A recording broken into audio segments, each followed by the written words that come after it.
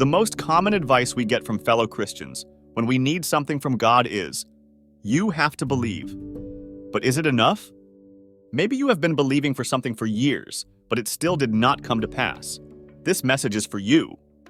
The secret ingredient that you need to add to your faith is praise. By the end of this message, you will know how, and you will be able to draw from God whatever you need.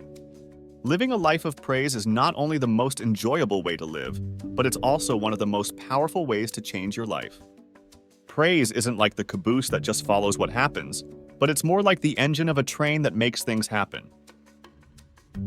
Your faith isn't complete without praise. Colossians 2 says that you abound in faith with thanksgiving. No thanksgiving equals not abounding in faith. Praise affects you. It affects the devil, and it affects God. It touches everything and every part of your life. Likewise, a lack of praise affects you in a negative way, turns the devil loose in your life, and doesn't bless God. Nearly everyone agrees that praise is good, but very few feel any responsibility to praise God when they don't feel like it. Most Christians think that praise is just a response to what happens, and that if everything goes right, they will automatically do it. That is definitely not the case. The Lord told his disciples the night before his crucifixion not to let their hearts be troubled. This wasn't a suggestion. It was a command.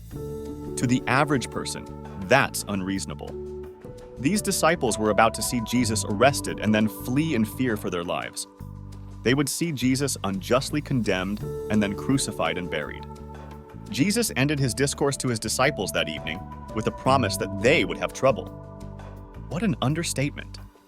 Yet he said to be of good cheer. How was this possible? He said it was possible because he had overcome the world. If someone were to pass out, the first thing we do is check their pulse to see if their heart is still beating. In the same sense, checking our praise lives is how we check our spiritual pulse.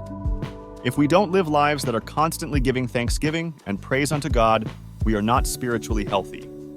Paul said in Philippians, "Rejoice in the Lord always." And again I say, rejoice. You are always supposed to be rejoicing in the Lord. It's a command, not a suggestion to do it if you feel like it. We face a lot of tough circumstances in this life, and the world expects us to behave a certain way when problems come. But God told us to respond a different way, to not let our hearts be troubled. God inhabits the praises of his people. God is so pleased when we look beyond the natural and see things in the light of faith.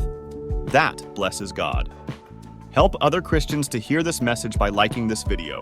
God bless you.